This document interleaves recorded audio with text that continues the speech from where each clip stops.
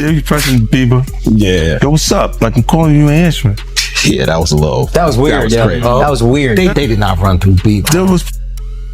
Why you not answering your phone? Like, yo. But what did Diddy do with Justin at the party that Justin even lost consciousness? I feel funny. Is this real life? Yes, this is real life. I feel crazy. The world is spinning around me. Don't touch your stitches, Justin Bieber. Don't touch your stitches. What's happening? No. Bieber, stop. You have 4 eyes. I have 2 fingers. I have 3 fingers. Is this gonna last forever? Justin, stop it.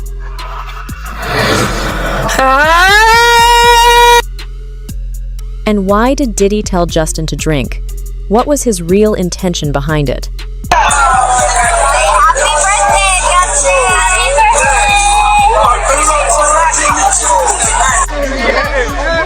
Welcome to the family, John.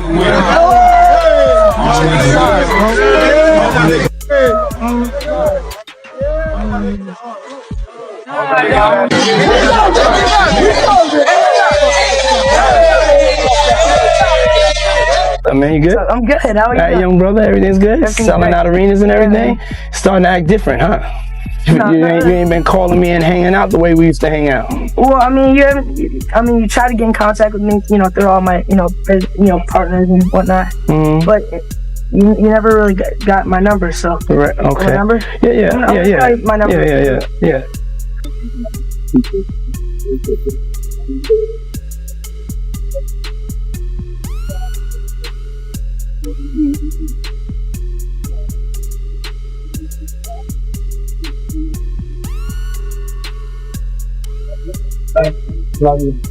For years, the industry brushed off red flags as harmless background noise. Awkward encounters played for laughs, uneasy moments turned into memes, and serious concerns quietly pushed aside. Now, with 50 Cent's documentary pulling old stories back into focus, every detail is being re-examined, and every overlooked whisper is finally being heard. At the center of it all is Diddy, a powerful figure who helped shape countless careers, and Justin Bieber, a talented young star who entered that world long before he was truly ready. This isn't about viral moments or internet gossip. It's about power, silence, and how the truth can stay hidden for years when too many people have something to gain by looking the other way. What's going on with you guys? Are you working together? I'm not. I mean, I think that we become friends in a strange way, you know. Like Robin Big. Yeah. It's like exactly. I'm big and you're Robin. Yeah. No, I mean, to a lot of us, he's like a little brother. You know what I'm saying? He's not afraid to call and ask for advice. He's somebody that, in the industry-wise, the record industry is a strong family, and he's somebody that, we definitely have our arms around, and we want to protect him because he's such genuinely a nice person. Besides his talent, you know what I'm saying? He's one of the greatest kids that you could ever know. Justin,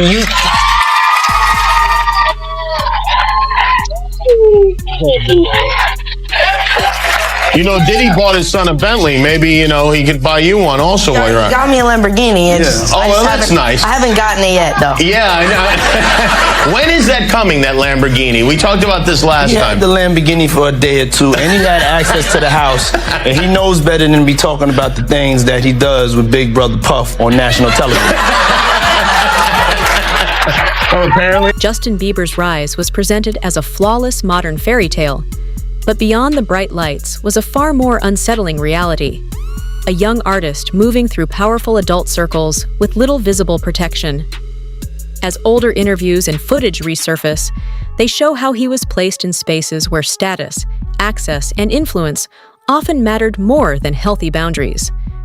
At the time, these moments were widely shared and brushed off as typical celebrity culture, rather than questioned as risky exposure. This isn't about pointing to one isolated event, It's about normalization, about an industry conditioned to look the other way, and about what happens when youth becomes part of the price of opportunity. And ultimately, it forces one difficult question. When the cost is paid, who should truly be held accountable? We hanging out and what we doing, we can't really disclose, but it's definitely a 15-year-old's dream. When he signed to Usher, I had legal guardianship of Usher when you know he did his first album. I did Usher's first album. I don't have legal guardianship of him, but for the next 48 hours, he's with me. So and we gonna go full crazy. For years, 50 Cent portrayed himself as someone standing outside Sean Combs' inner circle, aware of the atmosphere, yet unwilling to take part in it. At the time, his remarks were largely written off as personal rivalry or industry tension. Now, as legal scrutiny grows and public opinion continues to shift, those same statements are being revisited with renewed attention and sharper context. This doesn't automatically confirm every allegation, but it does highlight how warnings can exist long before they are formally acknowledged. It also reveals an uncomfortable pattern. Criticism is often easiest to dismiss when it comes from a voice people would rather not take seriously. And the lingering question remains: how many early signs are overlooked simply because the messenger makes others uncomfortable? Look at Usher. What Usher say? I seen some things I shouldn't have been seeing at that age. What does that tell you? That he's seen some things, he was around some things when he was young that he shouldn't have been at a Diddy party. So that's going to show you that there are certain things that are happening that's going on that here it is, this kid was saying he shouldn't even seen it and been around it himself. So all the other celebrities who saw it and they stand quiet about it. Ain't that in our culture? No snitching. And I felt a certain way when Usher got on Shay Shay, and I don't mean to mention other people's platforms, but he got on Shay Shay and he mentioned how great and how good Puff taught him and everything. You know what I'm saying? About the business, right? I know, and people know, that was around that in that time that Puff and Usher did have a situation. And that situation led Usher to the hospital. Now I let Usher explain that to y'all. I let Usher tell that story. But how dare you say a man that groomed you gonna give him a pass? Bro, you know I know. Diddy's reach went well beyond the music scene, shaping who was allowed into the spaces where careers could quickly rise or quietly fade away. Justin Bieber's closeness to that environment highlighted a broader industry dynamic, one where success often moved through influential power brokers and closed circles instead of open, transparent systems. He dropped the song, it went over our heads. It's actually about P. Diddy this whole time. Which video? The song Lonely. Let me see. Everybody knows my past. Houses always made of glass. Maybe that's the price you pay for the money and fame at an early age. He even came out and said stuff about how when he was younger, he was being taken advantage of, which is true. The problem was being a victim of the diddler. What happens? Because he has so much dirt on you, if you go out into the public, he may have videos, he may have embarrassing things, he might even have incriminating footage of you doing things that you were forced to under the influence to do. That's sad. The deeper issue isn't just about what might have occurred in private, but about how accountability failed in a system where advancement is tied to closeness with power. When opportunities rely on access, lines become blurred, caution is seen as a liability, and protecting oneself is viewed as standing in the way rather than staying safe. In such an atmosphere, the real struggle centers on control. Who genuinely has the freedom to refuse, and who bears the consequences for daring to do it. Guys, the leaked video of Justin Bieber partying with P. Diddy has just emerged and it looks horrifying. Bieber was not in his right state of mind. Here's the video. Oh, he's bad boy now. Look at that. Whoa, look at that. Here's your eye count alert. Look at It's called. Does that look normal to you guys? What's going on here? He gets down on his knees, starts drinking. Diddy right there. Look at his eyes. Well before Justin Bieber rose to global fame, Usher had publicly reflected on joining Diddy's circle as a teenager, later admitting that the experience introduced him to adult expectations much earlier than it should have. That context is important because it points to an established pattern rather than mere assumption. When comparable themes appear across multiple generations, it becomes harder to dismiss them as coincidence, revealing a deeper structural issue: authority and influence continuing unchecked instead of being reformed. If concerns were acknowledged once before, the lingering question remains: why was nothing meaningfully changed when another young artist stepped into a similar space? I'm tired of Usher. I wish somebody would come out and just like sue him. Like, we need Usher sued.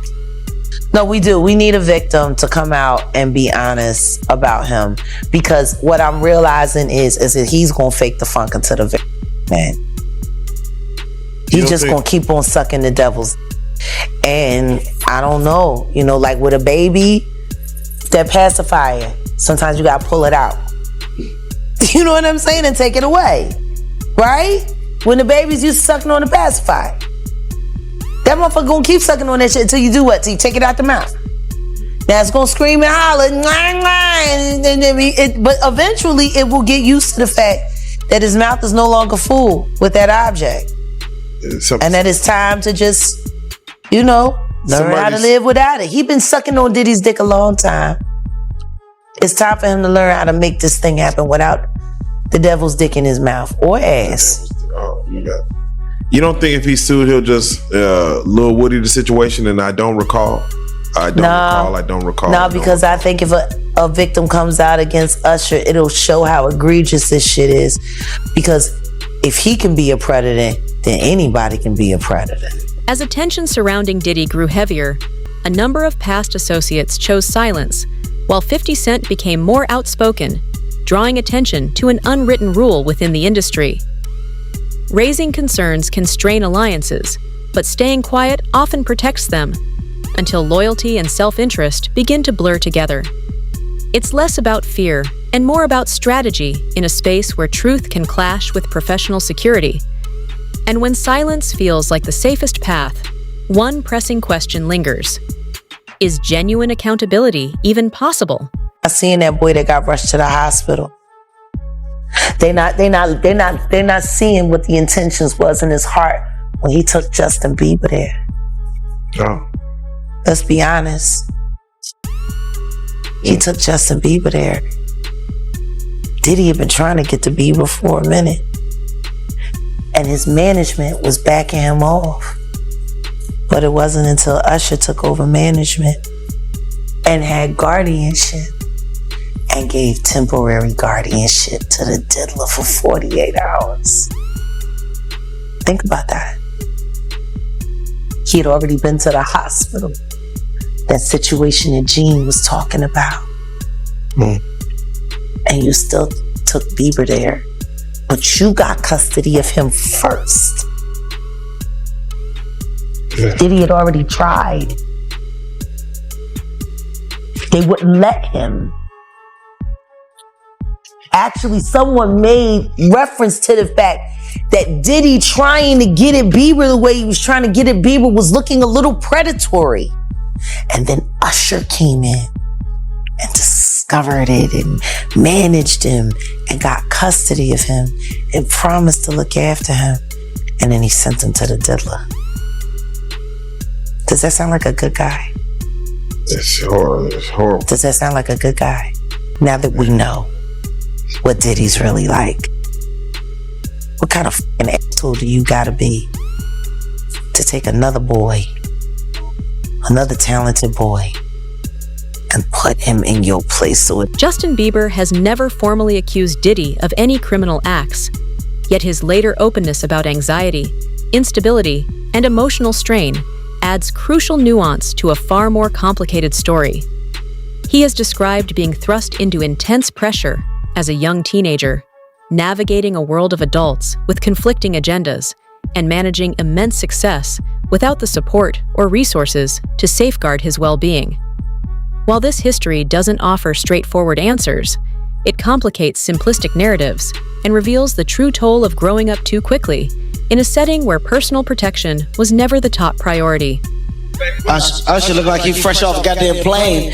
Usher fresh off the guard stage. That's my brother right here from day one. We used to wake up and, pause, but like, check this out. Back in the days when he was like 10 and I was a little bit older, his older brother, we used to fight over the Frosted Flakes. You know what I'm saying? Before pause was invented. You know what I'm saying? But it's my brother for real. We used to actually wrestle off of the Frosted Flakes because he used to always get up early. Now he's one of the richest stars in the world. And what did Puff just say? Nobody's gonna acknowledge this for me. Puff just said we used to wrestle over the Frosted Flakes, and we're streaming live. That was stupid. Listen, that was stupid. Listen, having a good time. Usher is a procurer. And if Usher knew what was going to happen to any of those young children that he took to the Flavor Freak off, is he a good guy? Especially considering what happened to him. Especially considering that he sat with Howard Stern, and Howard Stern said, would you send your kids to Puffy's Flavor Camp? And his immediate response was, hell no! So it's good enough for everybody else's kids, but it's not good enough for yours. Yours are just good enough to die in Lake Lanier with no real investigation. Got it? Like, these aren't good people! All right, Jay. He's not good! He's a... And the simple fact that Justin Bieber literally made a public statement and said, Usher asked me to do the Super Bowl with him and I turned it down. Run for the hills. Why would he turn it down? Who turns down the Super Bowl? Specific accusation before recognizing that something clearly went wrong. So quick. Yeah, she's crazy. She's a superstar. Superstar, right? So you're there and you see her and you see the way she's reacting to you. And I wonder what was going through your mind, because I've never had a chance to ask you that, because I know what was going through her mind, because I've never had a chance to ask her that. And it's pretty clear in the video what's going through her mind. She can't even. What was going through your mind when you saw that kind of reaction? And also now in the knowledge that you were just coming out of that space yourself. I wanted to protect the moment. You know, I don't know how many opportunities I'm going to get. You know, we never know how many opportunities we're going to get with anybody. I mean, I'm tearing up thinking about it, just with the Kobe situation, you know. You just never know. And so I just wanted to be a good example, you know. And, yeah. Did you feel protective of her? Yeah, I definitely feel protective of her. It was hard for me being that young and being in the industry and not knowing where to turn, and everyone, you know, telling me they love me and, you know, just turn their back on you in a second. So yeah, it's hard because I want her to know that, you know, she can count on me, but at the end of the day, I'm never going to force myself to be in a relationship with her. It has to be natural, right? So I just kind of, you know, let her do her thing, and if she ever needs me, I'm going to be here for her. But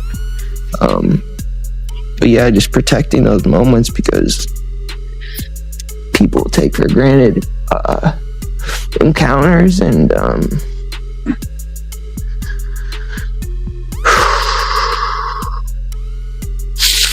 yeah, so yeah, I just want to protect her, you know. I don't want her to lose it. I don't want her to, you know, go through anything I went through. I don't wish that upon anybody. So yeah, if she ever needs me, I'm just a call away. When Diddy's case reached the federal courts, the discussion moved from speculation to concrete examination, grounded in evidence, procedures, and verifiable outcomes. Charges, verdicts, and appeals set clear boundaries for what could be responsibly asserted, while also highlighting the challenges institutions themselves must address. Courts evaluate actions, not entire cultural systems, leaving deeper issues unresolved. The lesson is evident. Legality doesn't always equal morality, and official closure doesn't undo systemic harm.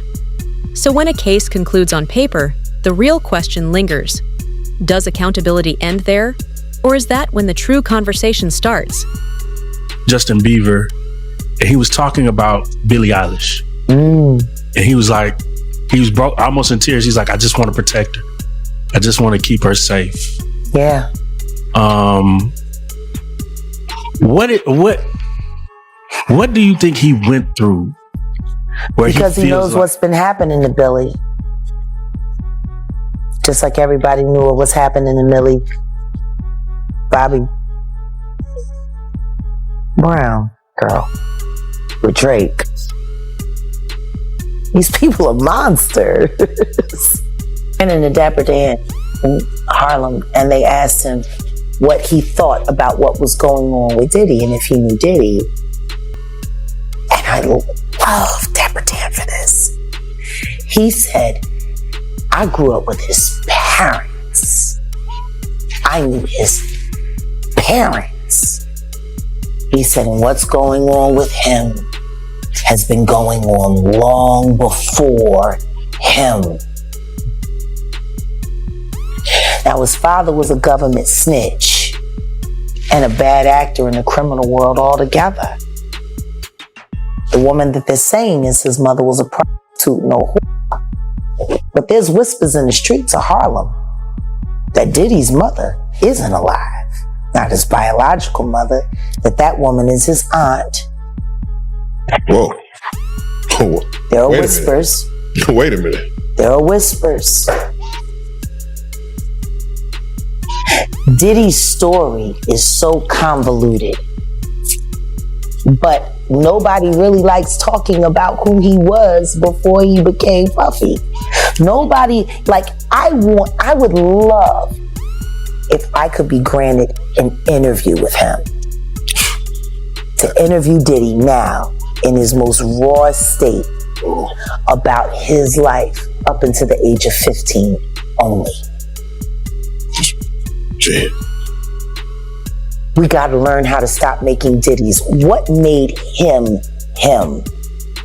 Now, his pedigree comes from rat background. His father was a rat, snitch. Not revered. He turned on Frank Lucas, who was the king of Harlem. And yet, Diddy was able to, siphon off enough of that juice, just enough to get people, but he needed Gene. Think about this. Gene was more of a father figure to Diddy than he was a bodyguard. And Gene was more than a bodyguard, he was an investigator. So when they went separate ways, clearly, he couldn't hold up the act anymore. The deeper issue isn't just about what might have occurred in private, but about how accountability failed in a system where advancement is tied to closeness with power. When opportunities rely on access, lines become blurred, caution is seen as a liability, and protecting oneself is viewed as standing in the way rather than staying safe. In such an atmosphere, the real struggle centers on control. Who genuinely has the freedom to... If I'm looking at any black guys that are A-listers